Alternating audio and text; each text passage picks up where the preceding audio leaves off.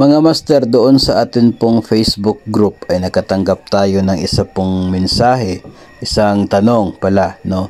Ang maganda kasi sa Facebook group, pwede kang magtanong na anonymous yung lalabas tulad po nito, anonymous member. Pero ito po ay naka-public at nakikita ng lahat ng miyembro ng ating pong Facebook group. At ang kanya pong tanong ay nagtataka ako bakit ganito yung sitwasyon.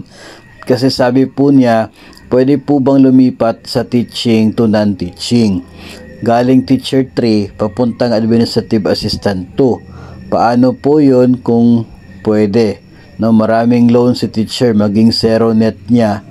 Net na siya kasi katumbas kasi ng AO2 ang teacher 1. So nagtataka ako bakit nagtatanong itong sender kung pwede ba na mag-transfer from teacher 3 to administrative assistant 2. Napakalaki pong mawawala kung ganito po yung sitwasyon. Kasi itong teacher 3 nasa salary grade 13 na ito. Tapos yung gusto niyang lipatan administrative assistant 2, salary grade 8. No, so napakalaki po na nawawala doon sa sender, doon sa teacher na gustong maging isang ADAS 2. No, siguro ay napakalaki po ng kanya pong rason, napakalaki ng kanya pong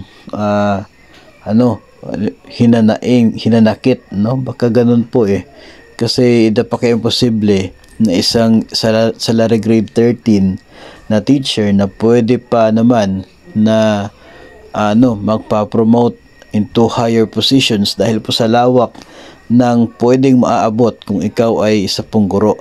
Tapos gustong maging isang administrative assistant 2 na 5 salary grades lower. Tapos ang hirap pa na magkaroon ng promotion kapag nandito ka sa non-teaching na personnel ng Department of Education. Ngayon, hindi po ako familiar as to the very specific na guidelines pagdating po dyan na kung pwede bang mangyayari na isang guro mag-a-apply bilang administrative assistant 2, napakaliit po ng magiging sahod.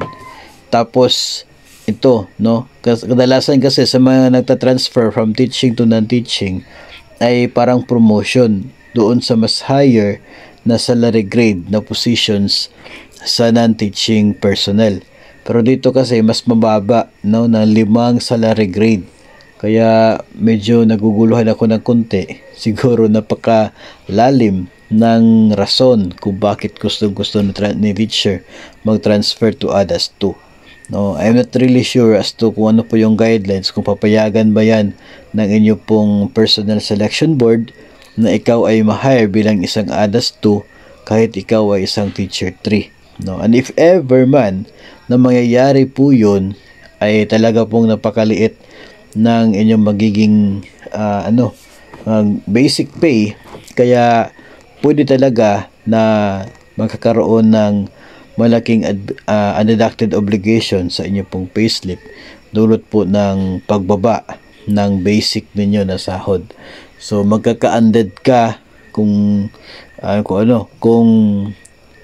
ubos na yung net take home pay mo ngayon. No, kung yung kasalukuyang salary grade 13, 5,000 na lang yung net take home pay, kapag naging salary grade 8 ka, ay napakalaki na magiging undeducted obligation mo sa inyong payslip. And yun po ay obligasyon mo pa rin sa mga bangko na hindi po makakadeduct. No, so sigurado tayo na magkakaroon ka ng undead if ever matutuloy man yan. Pero as to kung pwede ba, no, kung pwede bang ma-hire ka as ADAS 2, depende po yun sa inyo pong personal selection board kung ito po ay kanilang papayagan at kung ito po ay hahayaan nila na mangyari, no. So kasi kung pwede naman talaga ay